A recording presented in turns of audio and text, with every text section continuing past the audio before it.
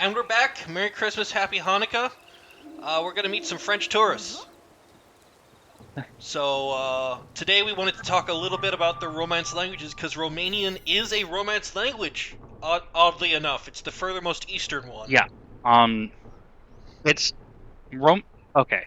So we're going to be talking where do I start? It's also a political hot topic. Yeah, it kind of is. Like all languages. And like everything in Southeastern Europe it's too. Just because it's the Balkans, language is political in the Balkans. Yeah.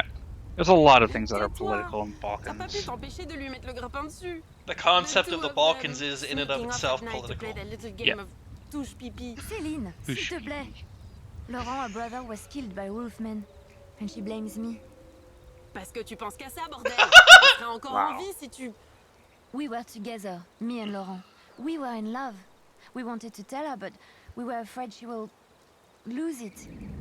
But it was Laurent, not me, who insisted we come to Romania. He was so excited.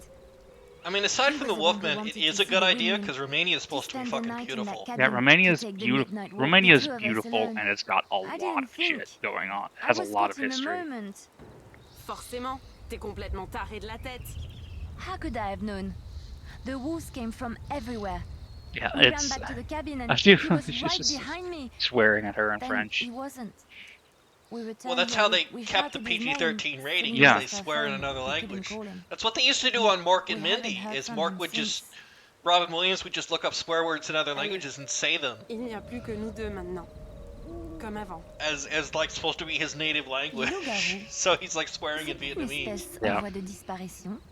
So okay, Romance languages. So okay. Latin's a weird language. Thing about Latin is that it's part of a language family that couple thousand years ago was kind of extinct outside of one part of Italy. Like, we don't know exactly where it fell, but it was in the center of Italy. The north was Etruscan, which we don't even know. We barely know anything about Etruscan. It might have been from Anatolia originally. And in the south they spoke Greek mostly.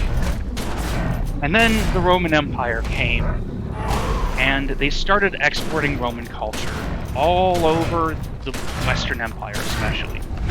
And basically everywhere they took over, they usually ended up displacing the local language to some extent. Usually there were like names that were left over, words that were left over, but as a whole, everybody spoke Latin, except in every part of the empire where everybody already spoke Greek.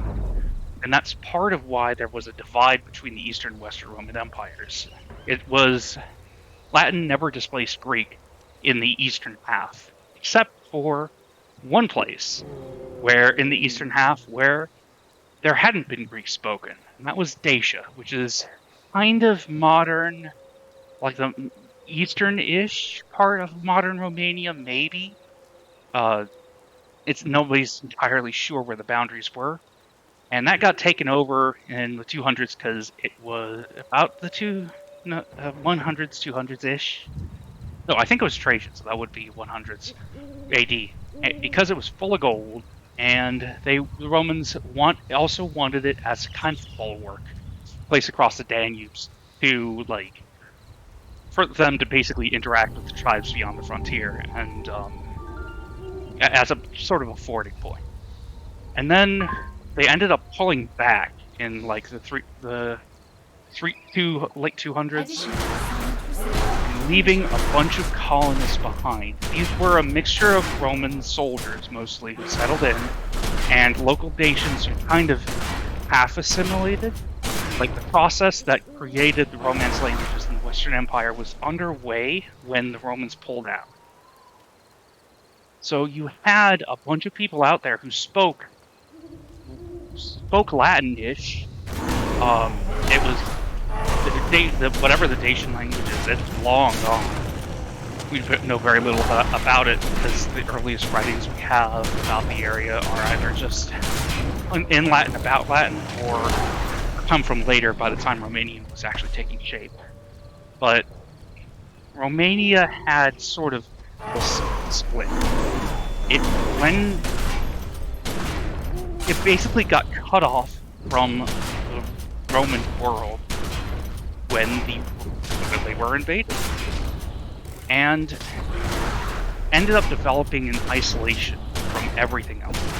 Like they were influenced by the Slavs around them, influenced a little bit by the Greeks, so the Greeks pulled back before they could do too much. And ended up, and it's also worth noting that Romanian is actually part of a much larger family of languages in Eastern Europe.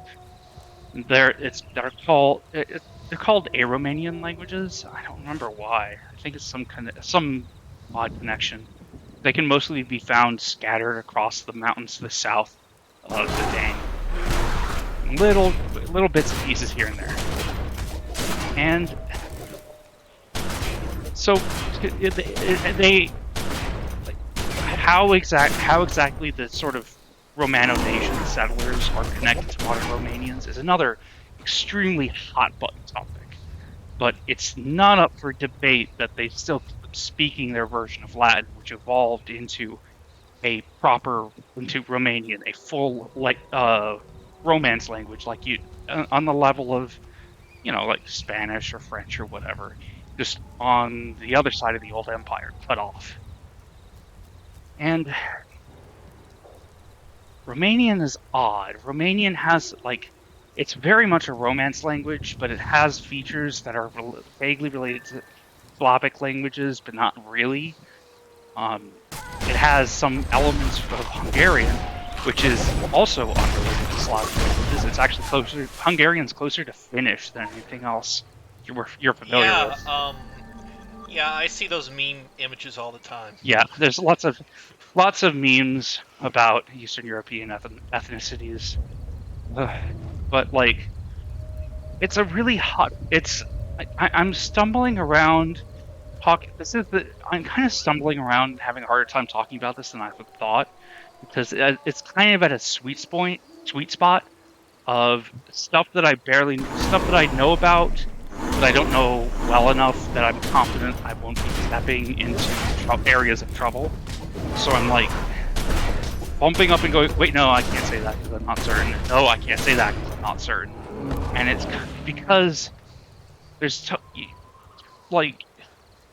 Well, let's just start with Romanian became the national language of Romania over all others, and the dialect was standardized as a political project of Romanian nationalism. Mm-hmm. Yeah, and Romania. That is undeniably true. It happened all over the Balkans in the post-Napoleonic era, as the concept of nationalism flourished, and it really came to a head when they rebelled against the Ottomans.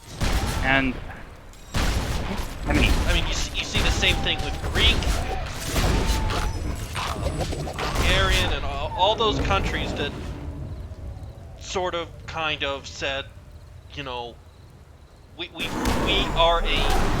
are not like our neighbors. We are a different thing, and we deserve self-determination. And here's what standardizes us. So there were lots of academic and debates and literal murders over the concept of what is Hungarian. We need to standardize what Hungarian is. And it's worth... my valley's dialect is the proper dialect, and your valley's dialect is inferior and a mutation and must degenerate, be destroyed. And also worth noting that a lot of this... I mean, this isn't unique to the Balkans. This happened in Italy post unification. It happened in French earlier. It happened continuously. Basically, versions of this process happened all over Europe, and to various extents. You still see there's a version of this process played itself out in China over the last half a century with communists, as they sort of standardized Han Chinese culture and we're seeing them try to impose it on Uyghurs as we speak with horrifying effects. But that's another piece of politics I'm not going to delve into. However, it's interesting in the French example because for a lot of these Balkan languages there aren't revival movements, but there are revival movements for things like Breton and Occitan, So you have these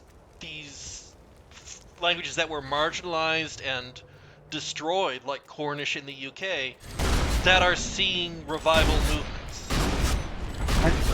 And meanwhile, the Balkans, the divisions are a lot finer than they are in Western Europe. Like Aquitania is a huge swath of territory. When you compare it, it's like maybe not like the size of the Balkans, it's the size of like the former Yugoslavia. Exactly. That was exactly what I was reaching for. And the Yugoslav former, like those, it's so hard to figure out what the correct term for those languages are. They're all mutually intelligible, and the people who speak them all hate each other, and so you can't really. There's no real good way to talk about it unless you're willing to just sort of bite the bullet and try to be scholarly about it. Like, the thing about being scholarly about it, you'll still piss people off. I mean, yeah. If this is a divisive topic that no matter what we say will piss someone off. Yeah. But it's great for engagement, even if it's just salty Balkan nationalists. And B, just go ahead with your scholarly opinion, because people in the comments will be like, no, that's not correct, or yes, that is correct. Here's something that'll piss off a certain people, or at least two groups of people. The big part of the reason why it's like the shape of Balkan linguistic nationalism looks different than the sort of like unifying you have in Western European countries. Groups from different areas of the same, like, different versions of the same dialect work together to create standardization, like some kind of standardized scheme. And in the Balkans, don't, and a large part is because the governments in Western Europe tended to be a lot more like, I don't want to say like bureaucratic, like they had better communication systems, they had established linguistic academies, they were very much states that were modern and very self-conscious about being modern, and defined themselves by and against the concept of modernization. And in the Balkans, all of that was somewhere else. The Ottoman Empire, at its height, the Ottoman Empire was very well organized. By the time you were looking at nationalist movements blooming by the predecessor coming up in the 1700s-ish, it was long in decline, and it had basically lost control over chunks of its territory in the Balkans. Only sort of nominally answered to the Sultan, and like you have all these records of like bandit chiefdoms and vile shit going on out there, and the Austrians that pushed them out themselves had this. They had a really weird relationship with like identity, because they really didn't want people to have identities at all. The Austro-Hungarian Empire, like it existed because it belonged to the Habsburgs. It was the Habsburg dynasty's personal territory, rather than anything even vaguely based on the nation state. Like, unlike just about every other state in Europe, even like actively, even a lot of the bigger empires had a core ethnicity. You had a huge, sprawling, multi-ethnic empire in Turkey, which was focused on the Turks, even though they had Albanians and Egyptians and whatever high up in their government in various ways. So, like, I do find it really funny that after the Austro-Hungarian Empire fell, the last emperor fled to Bavaria, and after World War II, he became one of the first big luminary politicians of the EU. He was famous for like. Oh, I have so many stories about him. Would you like to hear? Yeah, go ahead. I have anecdotes. He once almost got in a fist fight with Ian Paisley. Yes, that's the famous one. He once walked into like the proto EU. I forget when he died, but it was like 2014 or something. He was like insanely old. But he basically walked into like an EU office and football was on, and he said, "Who's playing?" And they said, "Oh, it's Austria-Hungary." He said, "Oh, who are we playing?" His funeral. Interesting historical fact. His funeral is on YouTube. And it is done in Austro-Hungarian style. It is the last time Hail Dare and Seakrantz was played in an official Austrian example. And like all the a number of the former states that made up the Austro-Hungarian Empire showed up. The Czechoslovakians showed up, the Austrians showed up, well the Czechs and the Slovaks showed up, the Austrians showed up, the Hungarians showed up. And they did this big, the last pretty much imperial funeral in Europe. Yeah. It was really weird to watch because you have all these separate national flags and they're all like saluting this casket of a dude who hasn't been emperor since 1918. And the irony is, have you ever heard the term Middle Europe? Mittel Europe. Yes, Middle Europa is an imperial German concept of them and the Austrians as allies, I believe. Kind of. It depends on who you ask. It's a very complicated thing. And what I'm everything involving nationalism is complicated. Yeah, and the thing about nationalism is it desperately wants to be simple, and it never is. But like, the way that what I'm talking about here is at the end of the Austrian Empire, as within the last few decades of existence, the imperial family kind of cottoned on to the fact that their empire was kind of fucked. It didn't really have any way forward as it was. And some parts, like this concept, they developed this concept that some people called Middle Europa, and on one end, and other people called it the United States of Europe on the other end. And it was this idea of a multinational federation of different nationalities, of all the different peoples of the former Austrian Empire put together in a federal system that was like, or all the people of Eastern Europe in a sort of some kind of federal system that ensured actual representation for everyone, and a sort of like. If I remember correctly, Franz Ferdinand was a proponent. Yes, he was and then he got shot, and all that was left was the hardliners. Yeah, the thing is, there were like I said, there was a spectrum, and on one end there was Mittel Europa, which was the German word, and there are people who favored that basically as a mask for German imperialism, kind of. It was more complicated than just Germans dictating everything in theory, but or German speakers rather. It was this idea of this sort of German-dominated, paternalistic, caring for the poor Slavs and Hungarians and whatever out in the provinces, domination of Eastern Europe. On the other end of the spectrum was the United States of Europe concept, which Franz Ferdinand was a big champion of, where, in theory at least, Germans would not. I'm gonna have to interrupt you. This is interesting. We're in a huge filth cavern, and there's this contaminator that's spreading it, and there's no explanation of what this thing is. So I'm assuming it is a filth artifact, which is probably some of the first technology we've seen the filth interfacing with. The filth aren't big fans of tech, unless they. The filth are very biological, as you can tell by their aesthetic. Yeah. One moment, please.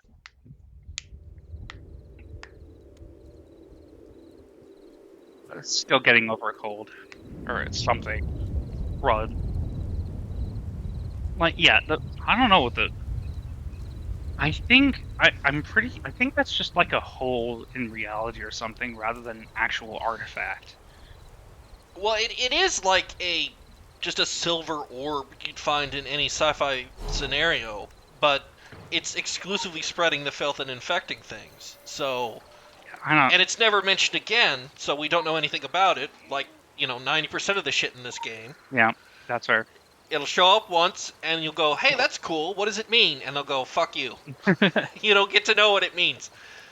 Which either means that there's a big backstory that they'll never publish, or that it doesn't mean anything and they just thought it was cool. Mhm.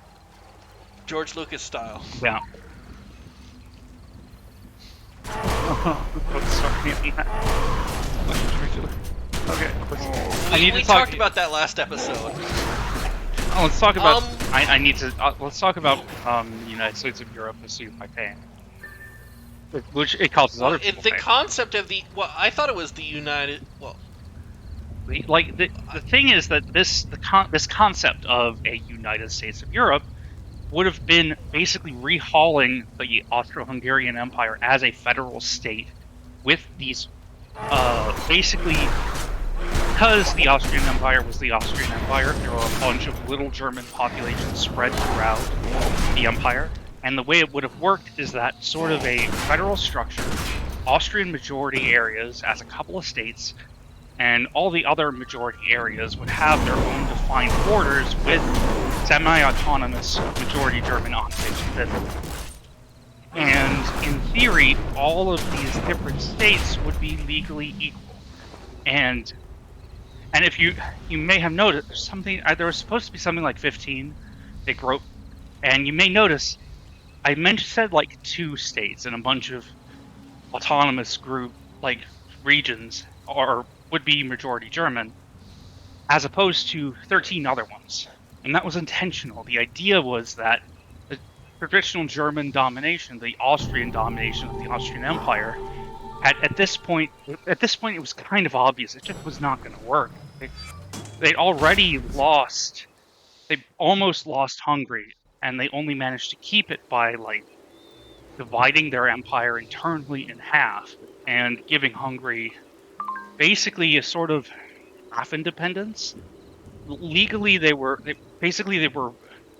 Hungary really did administer itself independently of Austria for like during the Austro-Hungarian Empire, and Hungary was not the modern state of Hungary. It was like over twice as big, with a bunch of other territory. They operated as one internationally, but they had different like. They operated as different countries internally. So whenever I read about the Austro-Hungarian Empire, it's usually the Austrians bitching about the Hungarians not letting them spend any money. She said that if ever a boy will break my heart, they break his arm. they kind of knew that their time as a minority dominating a huge majority was over. It was my idea that we But, did the right thing. It was her brother's idea that we came here. Nice. See the Carpathians, experience the beauty. So it's impossible to know how it would have worked out. This may be It the probably stupid question. wouldn't have. Like, Do you believe realistically a place can do speaking, magic? there's no way. Magic There's is no. in the There air. was, unless you had some kind of Pulls at you. wild genius at the helm plotting everything Burns out. like the first kiss. Like, there was no that everyone Horrible. respected and He was tells you actually that you can lived do up to that anything, consequences level of don't respect. matter. No It's way romantic. anyone could have navigated that. Like, The old windmill. there's no way that Things the like Austrians and the Hungarians would have accepted love. having The all of place their powers safety, stripped but away like that. danger also. And there's no way that various other wolf subject man people came. would Killing wolves. enjoy the Crazy. kind of compromises Insatiable. that would So necessarily we armed come ourselves. with We know being what the story says our about federal wolves and states. pretty young girls. Like, look, we're both Americans. We've seen how, over the last few years, how in a federal system, a lot of states, sometimes the component states can really thumb their nose and actively try to thwart the central government. And yet, they ultimately have to bow to it. And that dichotomy is just not a great way to negotiate old ethnic hatreds. But it's also impossible to know. And just because I think that's how it would have worked out doesn't mean that's how it actually would have worked out. It's entirely possible that had Franz Ferdinand survived, maybe he would have been able to do it, who knows. But he didn't, and it didn't happen. So now, I actually got here after, as a sort of diversion, sort of like losing track. What I'm saying is that basically the central governments in Vienna and Constantinople. It's can't call it Istanbul yet. It's complicated, but we probably can, whatever. Those were much farther away than the. So you're saying the bureaucratic centers of power weren't near these places? They weren't. So there's no huge bureaucratic apparatus anymore by the time we're talking nationalism, because it's all either never existed in the first place or has decayed. Yeah, like well, sort of. Like, I mean, Aquitania is ultimately speaking not exactly close to Paris either, but like the apparatus that you need to enforce cultural uniformity, nobody's actually figured out how to do it really well. Always leaves scars and always makes the people you're trying to force into something else hate your guts. And they can and will change course the moment they feel safe doing so, even centuries later. Like, and part of... Which is why the French and the Spanish really hate that minority language protection bill being used. Yeah, and, I mean, oh god, don't even get me started on Spanish politics. What they call nationalities there. It's wild, and there's so much bad blood here. I was watching old episodes of Mystery Science Theater 3000, and sometimes when things explode, they'll make the joke, so the Basques, how does this help Basques which is a reference that back in the 90s, Basque independence activists were bombed. Yeah, the ETA.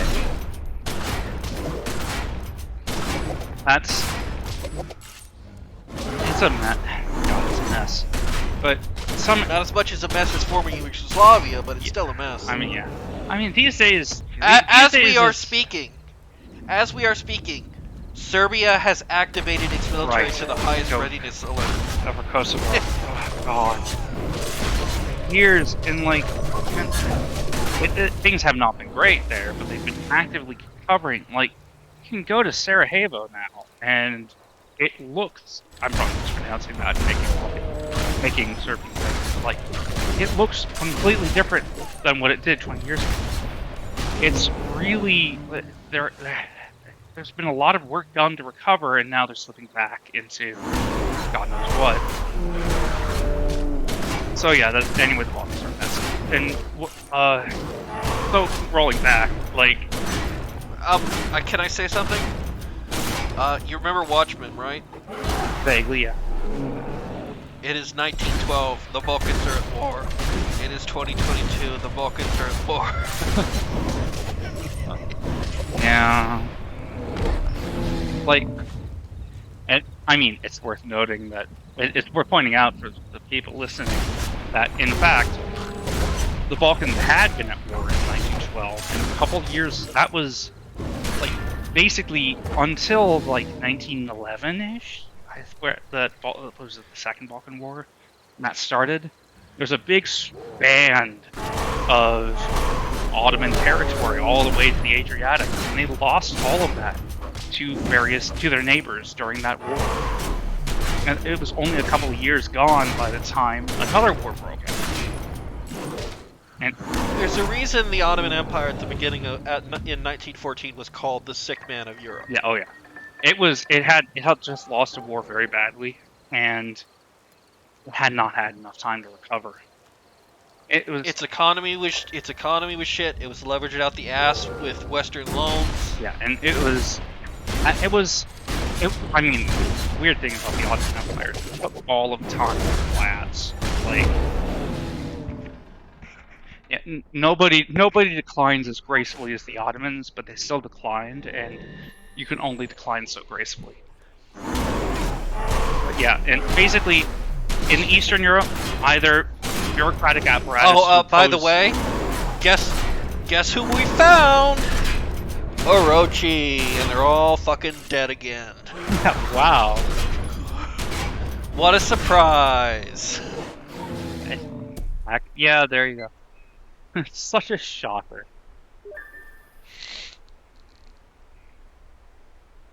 It is the Cerberus hot dog cart. Oh, yeah. So anyway, basically, in the Balkans, you didn't. A big part of the thing is that you didn't have culture, the sort of apparatus in place that you need to enforce cultural conformity. The Ottomans, even at their height, were not interested in cultural conformity. They were a lot more interested. They had active parts of the empire that actively needed, like, the Christians and non-Turkish Muslims, and they use them as recruiting bases for various things and extra tax bases. But like, and by the time nationalism came up, that had all fallen by the wayside, and they didn't have the energy or money to enforce that kind of shit anyway. Meanwhile, the Austrians never managed to really impose any kind of ordered cultural, like, uniformity efforts. They tried a couple of times, but they never really had any success because they ultimately moved into that area piecemeal, and they did so as a feudal state, as feudalism was going out of fashion in Western Europe, which meant that they didn't really have a good bureaucratic apparatus until relatively late, so they couldn't use that. Also worth noting. Who was the emperor when it broke out in Austria-Hungary? Don't remember, like Joseph something. Oh yes, Emperor Joseph something. He once said, "You find in me the last monarch of the old style," which was very true. He took the throne in 1848 during the revolutions. And he lived till like 1917. So he fucked it. He saw a lot. One moment again, I need to blow my nose.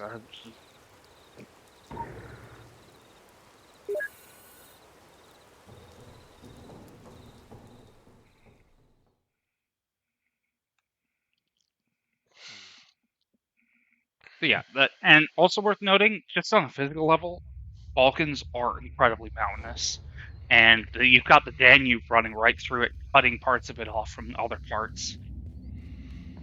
It's hard to get around there, and nobody really had, like, the Ottomans at their height existed before they had the, like, you know, administrative they had the technology to build a kind of infrastructure like railroads and big bridges that you find coming in later, and the Austrians never had the time or money for this. So, to this day, some of the rail track in the Balkans is still small gauge Austro-Hungarian rail gauge. Yeah. It is literally just repaired Austro-Hungarian shit. Yeah, and it's like just these little trains going through mountain passes. I mean, the Austro-Hungarians did build a lot, but like at that point they were just as broke as the Ottomans. They just had like more industry. It's not because they didn't have the tax. It's not because they didn't have the tax base. It's because they didn't have. They ran into the feudal problem of everyone is cheating on their taxes and we have no idea how to make them stop. Yeah, they could not modernize. Like, very few states in Europe actually properly, even the big successful ones, ever like peacefully got rid of feudalism. You had like England sort of managed it, but they managed it through immense suffering during industrialization. The enclosures. Yeah. During enclosures, during like the industrialization of Britain, and a lot of like everything you think of Victorian orphans dying in factories, like. And I mean, arguably they are still not modernized because another news item. They're thinking of using Article 35 of the Scottish Parliament Act to deny royal assent to that trans bill. Yeah. Which means that functionally they can tell the king, don't say yes to this, and the king won't say yes, and then it doesn't become law. And if that is not a feudal state... And God, if that happens, then the Scots will break away if that happens. Yeah, if that happens, every Scot in Scotland will just become a Glaswegian. They're just gonna hold another referendum, and this time the I votes will be over 90%. Like, and then they'll just go away, and they'll join the Scandinavian countries like they've offered for a few times, and leave poor Estonia just sitting there going, why? Oh yeah, the poor Estonians who they desperately want to be a Scandinavian country. They're like, oh, our language is sort of like yours. We Yeah, have a we're- shared history. Yeah, we're basically Southern Finns. Pay attention to us, and they don't. Well, the Finns pay attention because they go there for cheap drinks. Like, yeah, but no one else in Scandinavia does. God, like, yeah, if they do, God, that's gonna be that will cost them. Even if Scotland doesn't break away, that's going to end. Doesn't break away immediately. That's gonna end I saw like you 2 hills away. actual cooperation between those parts of England, those parts of Britain. That's this is gonna be interesting. Just remember 23. what Star Trek: The Next Generation 30 predicted: Strigoi. Irish reunification 2024. For Yeah. this nest, I think we are going to need bigger flamethrowers. We're I've on seen that. track. We're on basically. track. Yeah. We are on track for that. Yeah. At God least you are damn not it. one of them. That means God, I what, don't I have to wish we kill you. didn't live in interesting times, That is what I but we am. do. A killer of It turns out, Strigoi. like, fucking. Do you know who Francis knows Fukuyama is? Actually, I think you do. Oh yes, the end of history, Vampire. asshole. Yeah, he famous, Vampires. like, for those The of you. future is the names. liberal There democratic is more order written now that the about Soviet them than they Union's deserve, collapsed, but and I have nothing read will it ever all. challenge it. Most Yeah, important he's. thing in I mean, war and is to know your fairness enemy. to him, he did recant, I and am he Draconist, talks about and it we have been openly at war these with days. Strigoi since before I was Like, born. These We hunt days, them. They hunt I us. mean, yeah, It is a dance I we do. appreciate that. A lot of Interesting. people never recant. He Yeah. was like, Too yeah, little I was time for completely planning. fucking wrong. But yeah, and plans like, are I mean, these important. days he basically I work kind of, hard to from what I convince the men understand of of my what he's tribe. saying, Don't fight he's saying that blind. it's like a Take cycle, time for and preparation. They say things drift in Zaha, and out with of her liberal nose always in democracies, books, always back making and forth, plans. Silly girl. which is kind of That is why basically I go just alone. say it's For time to exactly think his other thesis, and to plan. except no stasis and just Look. cycling back to the end point See before the going Strigoi to in another their cycle. nest. But See like, what they guard well. I mean, Isn't We that can use just it. Whig See where they history guard not so revisionism? well. oh yeah, that's the can use problem that too. with his. That's the problem with his whole It is fucking thrifty thesis. to prepare It's today all for the Whig wants history of all the way down. Aesop. For those who don't know, Whig I have a history library is card. essentially a concept of historiography that says there is a progression to the state of the world, and it is a single solid line towards an endpoint. And that endpoint is almost always some form of progress, and that progress is almost always a really hyper-specific, like, British from the late 1800s idea of economic liberalism. And while it's been updated and changed and credited a lot, shifted around, a lot of people really, they end up falling into that trap without realizing it, because it's a very obvious, it like, for people who live in developing capitalist societies, developing capitalist societies is too generic. I mean, like, in societies with capitalist economies that are growing, like who lived in America up until about the Great Recession. That was kind of the assumed state. You looked at recent history and you saw this rising tide of European imperialism, followed by similarly rising tides of like nations in Eastern and Southern Asia, which were also liberalizing and growing more like drifting closer to economic liberalism in various ways. That has changed dramatically because it turns out that was always a misconception. That's not actually like, I mean, China's state capitalist economy has never been a liberal economy. It's always existed at the sufferance of the government, and we are seeing what happens when the government decides not to suffer it. Yet all of these huge lockdowns in places that we thought were successfully liberalized. You see Spain cracking down on Catalonia, if you remember that from a few years ago, where they pulled out all, like, they went Francoist for, like, somehow they wound back time nearly 50 years to suppress a revolt. And in Britain, turns out there's still significant amounts of outright feudal infrastructure left in the government that people still use. This is never. I will always laugh about the dude who was so pissed at Parliament. He tried to take the mace, and Parliament cannot meet without the mace. But that's not a law, that's a tradition. Yeah. But they treat it like a law. And then Boris Johnson gets into power and says, yeah, that's a tradition, not a law, so I don't give a fuck. And it was just so baffling as an American where so many things are laws.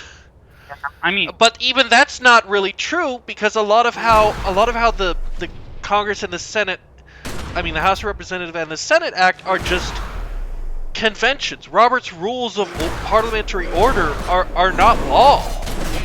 And it's not like I think the Senate also has a mace, except they've actually used it on people. It's not often that happens. Yeah, I think some guy swung it at people during the caning incident in the 1850s. And like some guy just picked up the fucking mace and started swinging it. And that's like a part. Yeah, there are basically ultimately the line between a custom and a law is socially imposed. Like, while laws have very big effects on the real world, they do not have physical existences outside of the minds of the people who obey them. And the difference between a strongly held tradition and a law is one has an enforcement mechanism that's formalized and one doesn't. And ultimately people can ignore them if they really want to, and you've seen that happen over the last decade or so constantly, where people have decided whatever was legally, whatever traditions or laws they didn't like, they just ignored them or got rid of them or defined them. So, and the thing about liberal economics is that ideally it functions on all kinds of different assumptions about how people behave. Like, you cannot, even like a lot of people on the left are talk about, like, you know,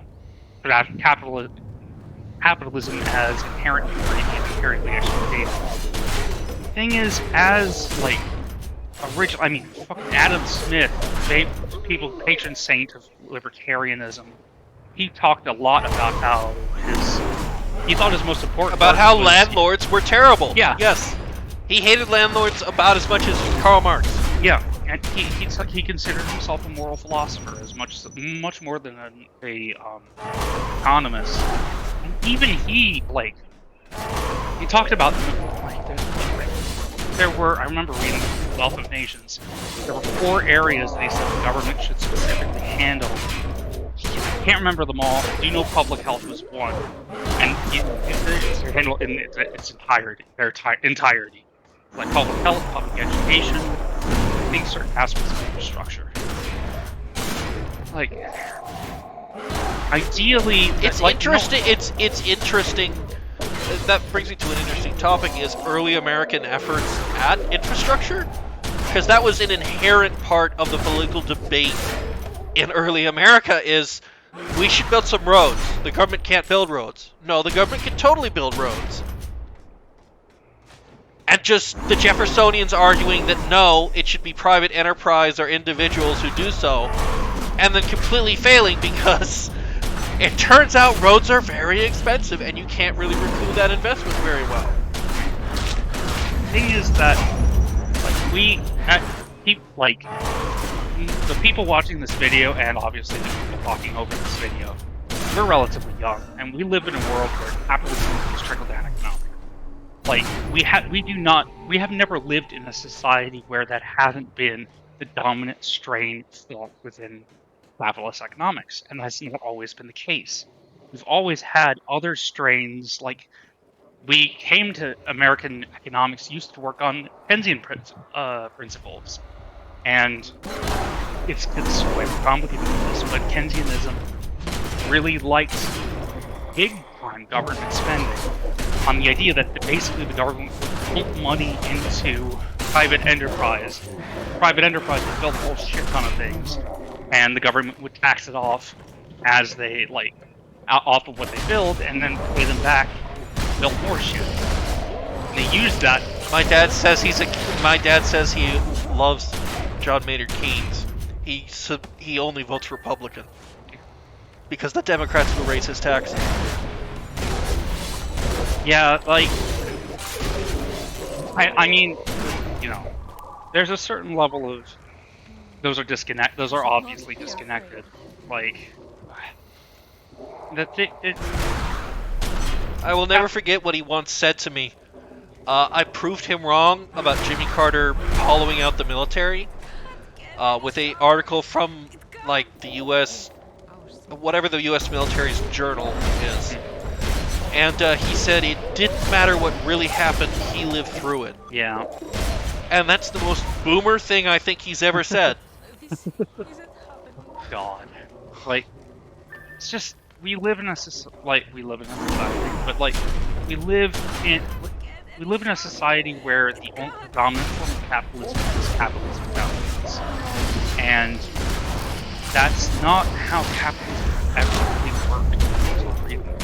There have always been people who were considered capitalists, who worked within the capitalist system, who imposed limits on it, and who imposed sanity on just the raw, untamed nature of economics, because they understood, like, putting numbers first doesn't really benefit people.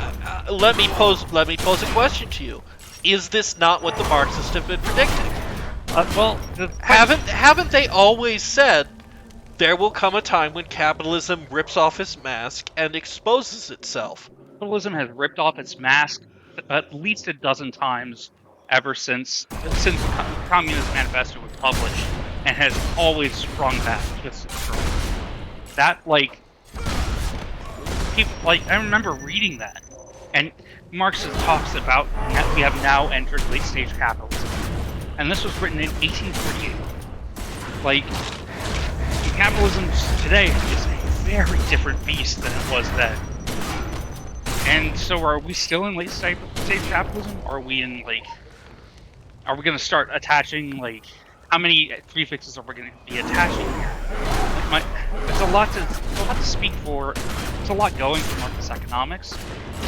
Not just the fortune-telling factor. Because they predicted things that happened in an unhelpful way. Because always capitalism ends up exposing itself to be inherently exploitative. But you never get an actual, like, even there has never been a socialist country that began to progress past the dictatorship of the proletariat. All of them fell in on themselves. And the only exceptions are extremely arguable, like some Scandinavian countries, and that's really important. I don't even consider that, because they're not even market socialists. They're still capitalist countries. Yeah, they're just social democracy, and we're already seeing them turn rightwards with the recent Swedish government. Yeah, and it's just. You know, this has been a lot of politics this episode, but I understand why. Because we're both just... It's coming into a new year, and we're both looking back at the past year and just going, it's going to be another year of this, isn't it? And we're probably right. It's going to be another one of those years. And they didn't burn down the goat, so this year's going to be even worse than it could have been. Oh, God. I wish... God, like, as bad as this year was, at least it started to make at least a lot of awful things broke, even alongside all the good things.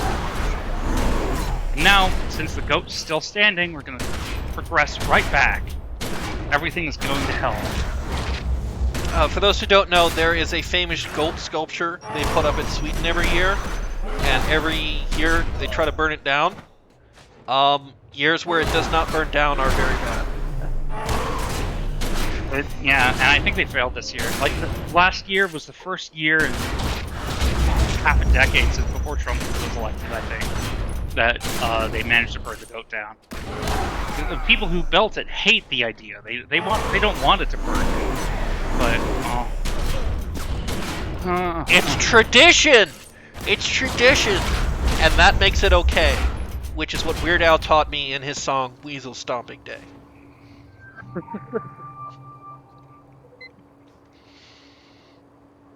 God forbid. I know we're not talking about what's happening, but these aren't interesting missions, really. Like, the most interesting thing we saw was, hey, Orochi is here again. And the unexplained. This is pretty much just shooting shooting vampires who for some reason use MP40s. Yeah, that's fair. Why? Dude looks like a And we cartoon know Nazi. and we know why they use MP40s is because initially this was set to take place in like the 20s and 30s when they were initially designing some of this stuff. Yeah. So, but we got 40 seconds before things end. I still need to do a bunch of dungeons. I promise those will be up eventually. I just haven't wanted to do them, honestly. Yeah. But we'll see you next time. I hope you had a happy holidays. Same here. And that's us out. And thank you and good night.